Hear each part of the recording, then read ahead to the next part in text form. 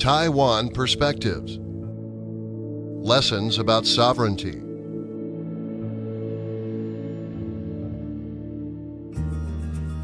What is sovereignty? Many scholars would say that, in essence, sovereignty is self-determination or self-government. Sovereignty is primary power or independent right without accountability to any other. It is autonomy or freedom from external control. When a nation talks about sovereignty, it means its right to determine what goes on inside its borders. In other words, sovereignty involves the nation's right to exist as a self-determining, self-governing geographic area.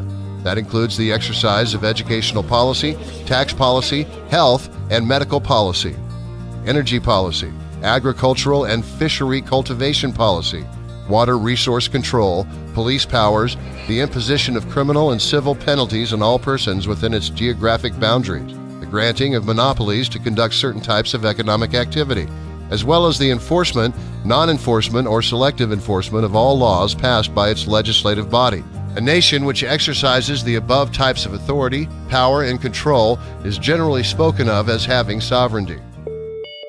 Is this a good overview and explanation of the concept of sovereignty? Many people would say so. As a result of this type of conceptualization of sovereignty, many people then quickly agree to the reasoning that jurisdiction over territory is directly equal to possession of sovereignty. Let's examine this relationship in more detail.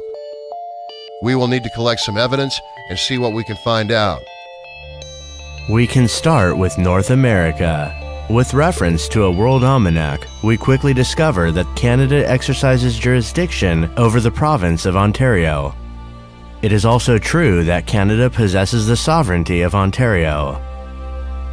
The northernmost of the four main islands of Japan is Hokkaido, over which Japan exercises jurisdiction. After doing a thorough search of all available records in the library, there seems to be no dispute regarding the fact that Japan possesses the sovereignty of Hokkaido too. We can look at more countries. Let's look at a world map and pick 3 representative examples. How about Tanzania in East Africa, Panama in Central America, and Vietnam in Southeast Asia?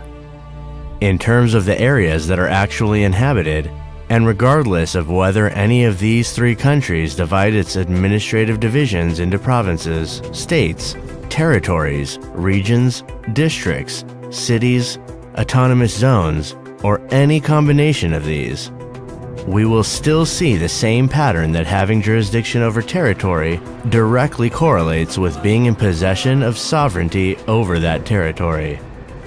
So, given that we can find abundant evidence to support this reasoning, it must be true. Is that correct?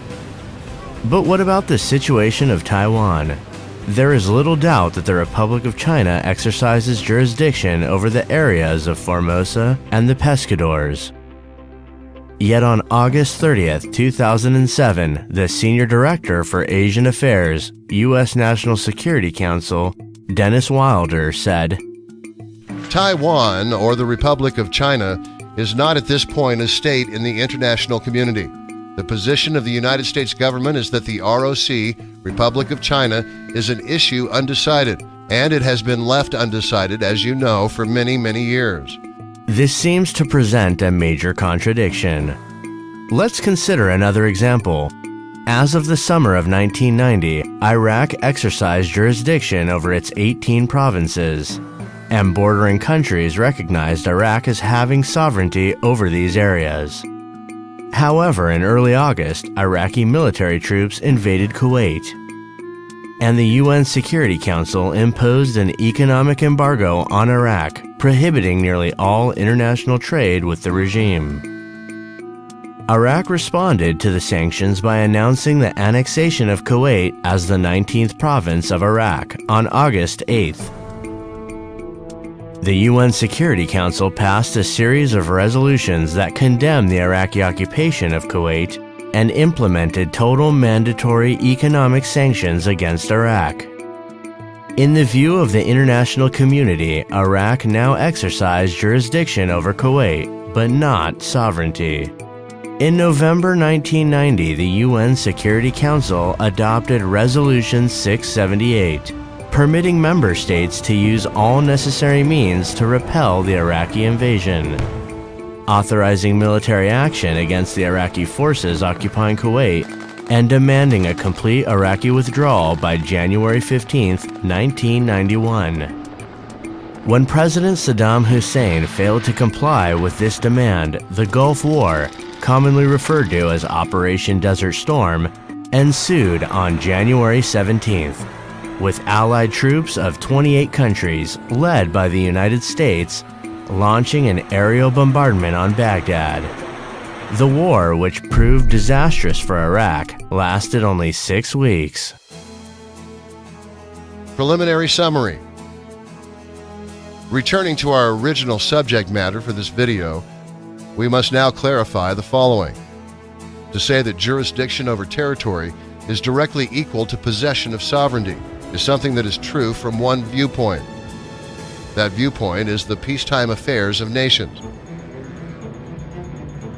As soon as we move into situations involving war, we must understand the application of the laws of war and its subset, the laws of occupation. Unfortunately, most civilians have little knowledge of such legal topics. Let's go back to World War II in the European theater and consider the Battle of Belgium. As of May 28, 1940, all military troops in Belgium have surrendered, and Germany has taken over the jurisdiction of that country. Our question is, does the sovereignty of Belgium belong to Germany? The answer is no. The explanation is that Belgium is under military occupation by Germany.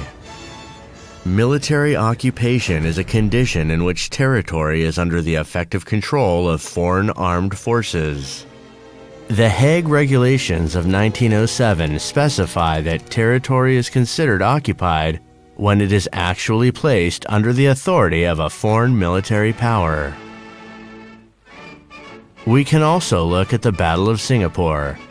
As of February 15, 1942, all military troops in Singapore have surrendered, and Japan has taken over the jurisdiction of the island. In other words, as of this date, Singapore is under military occupation by Japan. International law specifies that military occupation does not transfer sovereignty.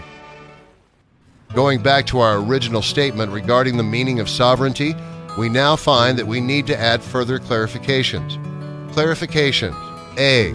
Sovereignty over territory belonging to one nation may be ceded, transferred to a second nation via the terms of a formal treaty.